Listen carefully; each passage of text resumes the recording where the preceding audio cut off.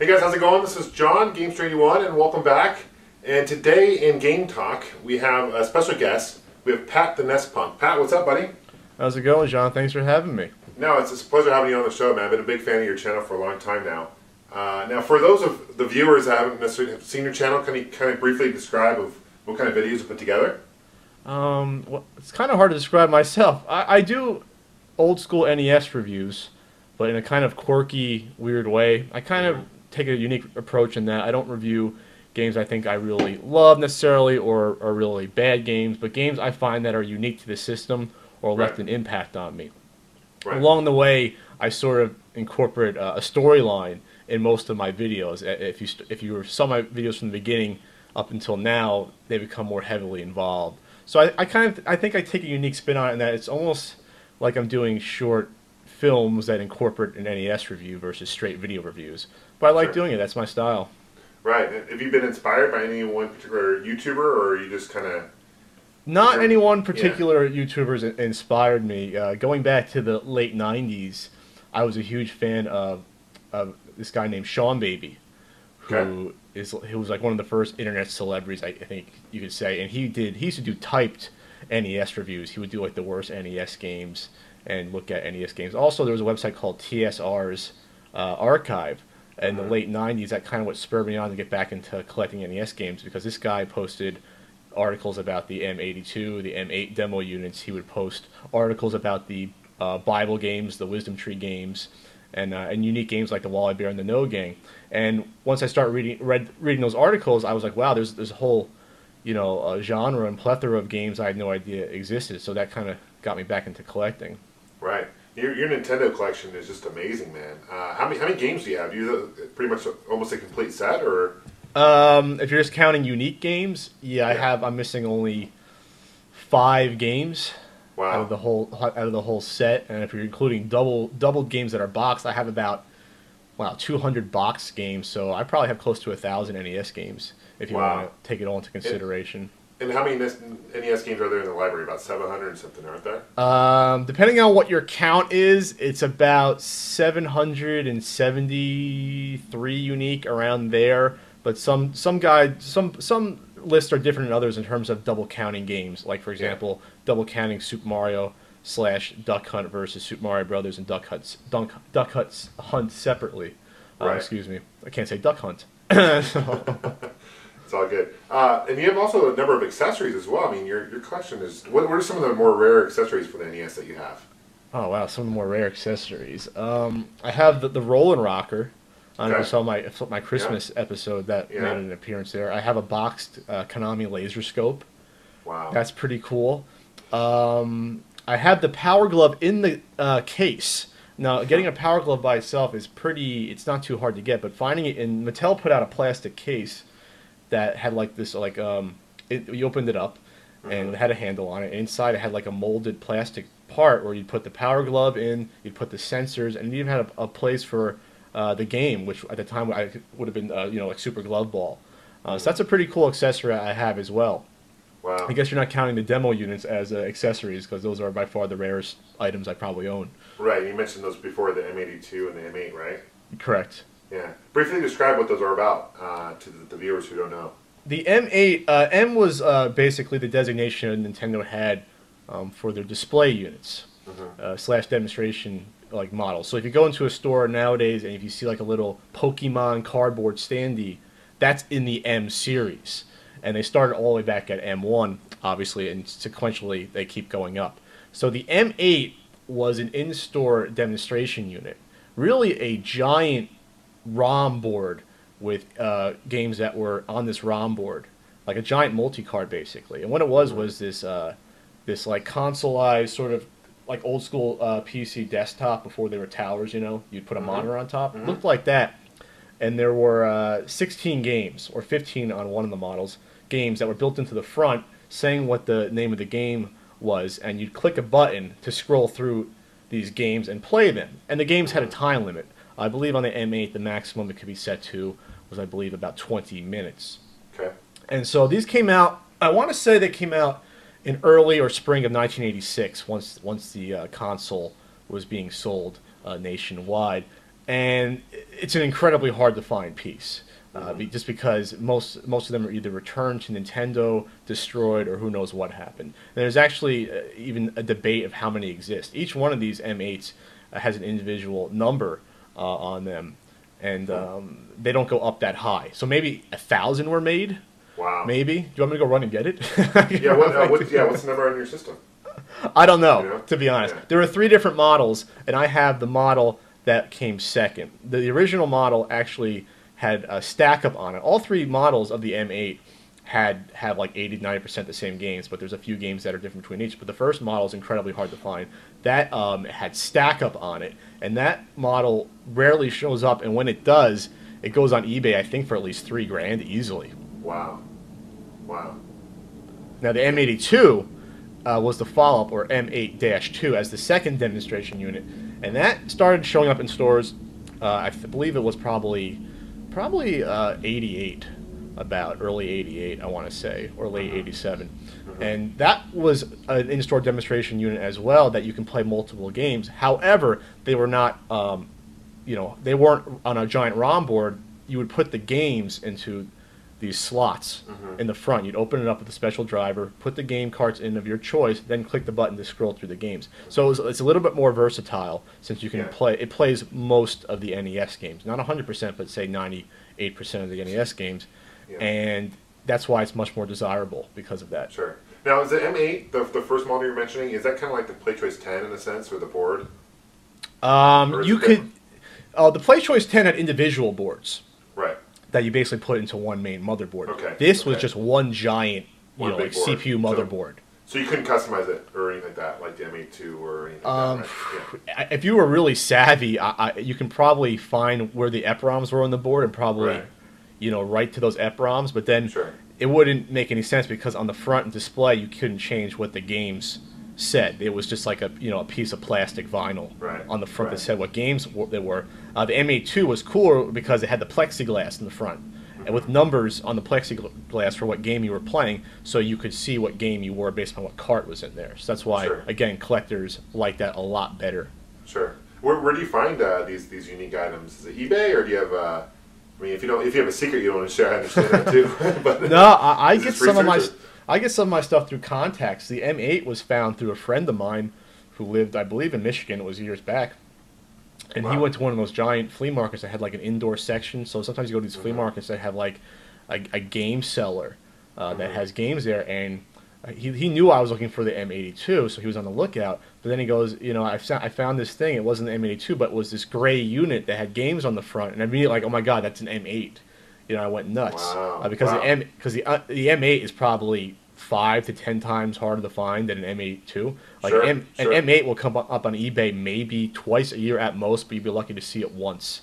As opposed to an M82, you might see every other month sometimes, or every 3 months. So he just basically gave me the number of the guy's store, and I called the guy where we worked out a deal. And the M82 was through a private deal. When I was looking for the M82, I hadn't seen one on eBay for over a year at that point. Wow. So I actually probably paid a little bit too much than I wanted to. Of course, with my luck, right after that, they started being put on eBay regularly. So I probably paid a decent amount for it at the time, considering now that it goes between $1,500 and $2 grand now. Right. So yeah, there's no one secret. I get my stuff from all over. There's eBay, contacts, and swap meets and flea markets. And a lot of it's just probably luck and just knowing who you know, right? It's who you know. Correct. Yeah. And what's the rarest Nintendo game you have? The rarest Nintendo game I have. Ooh, a regular game? We'll go regular game. Sure. Rarest game I probably have is probably Flintstones Surprise at Dinosaur Peak, since that was a Blockbuster exclusive. Okay. There's not too many of those around. That's a pretty rare one. If you're talking about unlicensed games, I have a box complete Action 52. I also have a loose Caltron 6-in-1 cartridge, so those are pretty hard to find. Wow. Very cool. Very cool. Now, is it safe to say that your NES is your favorite system? Correct. Oh yeah, it's my favorite system. It's the first console I owned as a child. Right. What other systems do you play? Let's see. My second favorite system is a TurboGrafx 16, since I had that as a kid. Right. The Super Nintendo I play sometimes, but I don't have enough time to even spread the love to that system. I'm trying to get into the Genesis more. I don't know really that much about the Sega Genesis. Yeah. So those were really the main systems. I usually don't tend to go past the 16-bit era on my console Right. gaming because Right. as a kid, by the time the Super Nintendo came out, I was heavily into PC gaming. Sure. So Sure. especially once you hit the 90s, PC gaming was way ahead of consoles in Right. terms of what you could do. So I really didn't get back into consoles really a long time after that until I started getting back into collecting the old NES. Right. And I was checking out your website, The Punk Effect, which is well done, man. Oh, thanks. How long has that been up? I've had the punkeffect.com for at least a year and a half, but Nice. the first probably 6 7 months it looked terrible. It probably only started to look somewhat semi-professional, I'd say, last summer. Right. It's starting to get more viewers on there, though. It's doing all right now. I'll put a link below so those who are interested in checking it out, I encourage you guys to do so. And I noticed on there you also, you're friends with my friend as well, Chris Boosie. Chris is cool. Yeah, he's very cool. Him and I met up in New Jersey a little while back. And oh, really? Yeah, we hung out at what was it, the game? Digital Press? Digital Press, yeah. What was Chris doing in New Jersey? he was living in New York at the time. Oh, and wow. I was in New York for work, and him and I are just friends through YouTube, so we met up, and we hung out, went to Nintendo World, and then we were like, oh, let's go to Digital Press, because he's been there before, I'd never been. Mm-hmm. And then so the next day we went down there and we met up in New Jersey and went to Digital Press. Really cool guy. Great to see him back on his feet. I know he wasn't feeling very well for a little while. Yeah, he just did the Jackie Chan's Action Kung Fu review. Yeah. That was his first new one in a while, and yeah, he's one of the best, if not the best, TurboGrafx reviewer on the planet. He's got to be in the top 3. I agree. Because the time, like you can tell, he crafts them professionally. Everything's well written, well researched. He had a lot of the games as a kid, so he has the right perspective for reviewing. Right. And he just does a bang up job. He doesn't try to overdo the humor or anything like that. He just gives you a solid review each and every time out. Absolutely, and his pinball machine collection is just amazing as well. I mean, his pinball reviews are great. I enjoy watching those too. So. Yeah, I am jealous. If I had the room for a pinball machine, I'd have one. But yeah, I'm very jealous of that. Absolutely. So you also you're not only on YouTube, but you're on RetroWare TV, right? Correct. And how long have you been doing that for? I've been on RetroWare TV since about late July, early August of 2010. Good. So that's 6 months. That's a great site, man. I enjoy watching those videos. And they're great guys. Yeah. They're great guys. It's good because there's no internet drama on the site. There's no e-drama. It's just people come there to have a good time. Looking at the old retro games they love, and those guys do a professional job. And we're starting to add more people on the site now, like some good guys. We've added the past few months. Goemon47 is on the site now. A reviewer that named Rue from Clan of the Grey Wolf.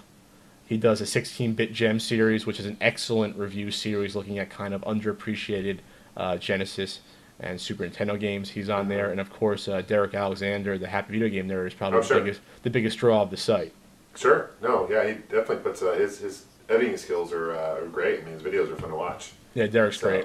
Yeah. And I met him at MagFest along with the other guys from RetroWare TV, John and Lance, who founded the site, and they're fantastic guys. That kind of segues into my next topic. Is it seems like you do a lot of traveling as well for just going to conventions. You went to Comic-Con and MagFest, and that's gotta be a lot of fun. Yeah, it's tiring because sometimes it feels like work. I mean, the good news about Comic-Con is it's in my backyard in San Diego here, so it's 10 minutes away. Sure. But while you're there, though, yeah, you're doing a lot of work. And last summer, I was hanging out with James Rolfe for most of it and helping him out. We were both shooting stuff for each other, and I was helping him shoot stuff for SpikeTV.com. So you have to balance, somewhat of the work aspect with just enjoying it and having a good time. At MagFest, I did have fun, but it was mostly work to me. Because I had to hang around the RetroWare booth and help plan the RetroWare TV panel, which was a cool time, by the way. Sure. And just meeting people and doing the Play the Punk challenge, which was really fun. Beating random strangers at NES games. But yeah, it can be tiring. This year, I'm probably going to be heading to E3, so that should be fun. That's in LA. PAX Prime is in August, and that's going to be in Seattle. Yep. And then Comic-Con again in July here. And then I was invited recently to a convention I'd heard of but didn't know that much about, the Retro Gaming Expo.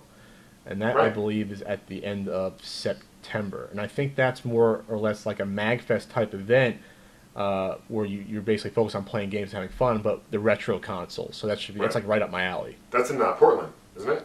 Correct. Yeah. Yeah, I was invited last year. I'll probably make it up there this year as well. Oh, that'd be great. Yeah. Yeah, the two guys who run it are great guys. So I've talked to a number of times, and it seems like just from seeing people's videos on YouTube, it seems like a really good time. Yeah, and it seems like it's growing. I always Yeah. confuse that with the Classic Gaming Expo, and that Sure. one is more of a collector's convention. That one's the one that's in Vegas. Right, that's in So- Vegas. I went to that last year. That was a lot of fun. I haven't heard Oh, anything. really? Yeah, I haven't heard anything about that this year. I know they haven't announced anything yet, as far as I know. But hopefully, I'll roll up there for that too. How'd you what'd you do there? Did you find anything cool? Come back Yeah, with any good stuff? I got a Halo 2600 cart, which is pretty rare actually. It's one of those they did like a 100 print run, and they only sold it there. So I picked one of those up. Is that a homebrew? It's a homebrew. Yeah. Oh, cool. So someone took Halo, and the guy who made it is actually helped. He worked for Microsoft at one point and helped design the original Halo. Okay. So it's on a 2600 graphics. Nice. So it's a pretty rare cart. Nowadays, I've seen it sell on eBay for $300 now, which is Wow. pretty interesting. But they did a second run, which has a different label. There's like a black label and the silver label. Okay. And that's a little bit more common to find. But I was pretty fortunate to pick one of those up. It's really cool. They had a lot of arcades. I'm a big arcade. I like arcades, so they had a bunch of arcades there. Definitely. Do you own any arcades? No, I just have a MAME cabinet. I know some people like those, some people don't, but that's Sure. all I have room for. I used to have a Donkey Kong Jr. cocktail, Oh, nice. and then I had nice. a Congo Bongo cocktail. Oh, I love the cocktails because they don't take too much room up. And, Yeah. And they they're look very classy. sleek. Yeah, They look like yeah. nice. Yeah, definitely. So I remember getting those at arcade auction in New Jersey, and now Uh-huh. arcade auctions were dead in New Jersey now because all the arcades are closed. So there's nowhere else to get the stuff from. Yeah, unfortunately, arcades are kind of a dying thing. Most like GameWorks, these are shooters or racers or redemption, machines. But love to see the comeback of the arcade for sure someday. Yeah, it's a shame because arcades are more of a social. I mean, you can play games socially online now, but it's not the same as being there next to someone, being with your friends. It's more exciting, I think. Right. Actually being in the arcade and playing it, your hands are, on the machine, and it's just the feel of putting the quarter in. Nothing Sure. matches that. And I feel bad for kids growing up now, in the age of the internet, that may never get a chance to play, in a real arcade. I know there's some chains around there that try to do it still, like a Dave and Buster's. Right. But it's not the same as an old CD arcade.